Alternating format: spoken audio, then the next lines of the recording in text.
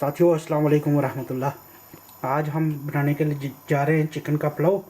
तो सबसे पहले हमने एक पवा तेल इतना हम डाल देंगे इसमें और इसको गर्म कर लें।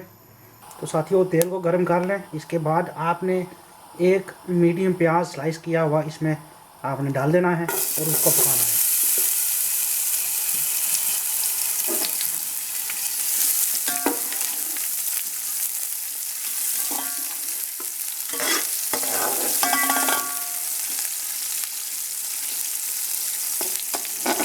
तो साथियों अभी हमारा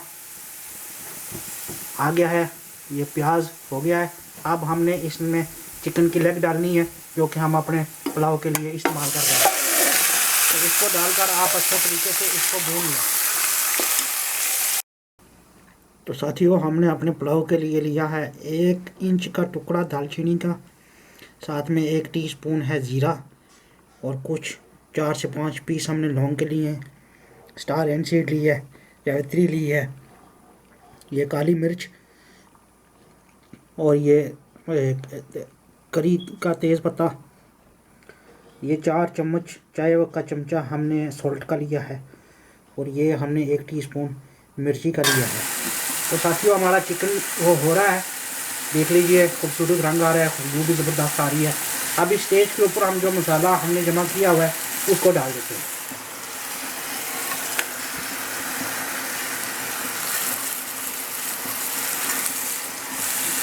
और इसको अच्छे से हम मिक्स कर लें। तो साथियों अच्छे से हमने चिकन को मिक्स कर लिया है, मसाला इसके साथ अच्छे से मिक्स कर लें आप। और अब हमने इसमें थोड़ी देर और पकाना है ताकि मसाला वो भून जाए और इसमें फिर पानी डालकर हम स्लो हीट के ऊपर इसको रख देंगे। तो साथियों आप देख लें बहुत अच्छे तरीके से हमारा जो मसाला है वो चिपक गया है चिकन के साथ और वो फ्राई भी हो गया। अब हम इसमें पानी डालेंगे और इसको लो हीट के ऊपर तकरीबन 5 से 8 मिनट तक इसको लो के ऊपर रखेंगे ताकि वो पक जाए। तो साथियों अब हम इसमें चूँकि हम 2 कप चावल इस्तेमाल करना है तो इसमें हम 5 कप जो है ना ये पानी का डाल देंगे।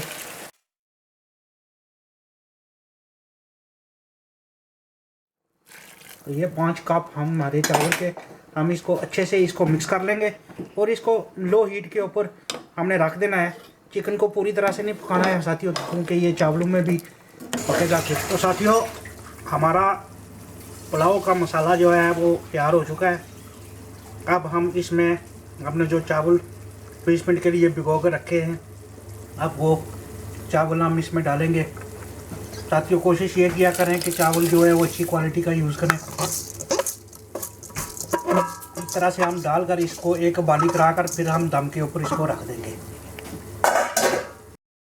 तो साथियों चावल को उबाली आ रही है, अब इसको हम इस तरह से उबाल कर इसको अच्छे से मिक्स कर लेंगे और फिर इसको दम पे रख देंगे।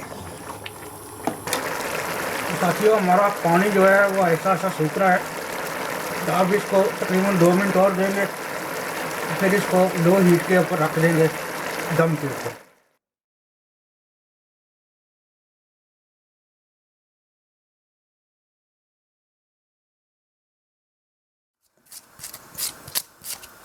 साथियों ये हम क्यूकम्बर की स्लाइसेस कर रहे हैं।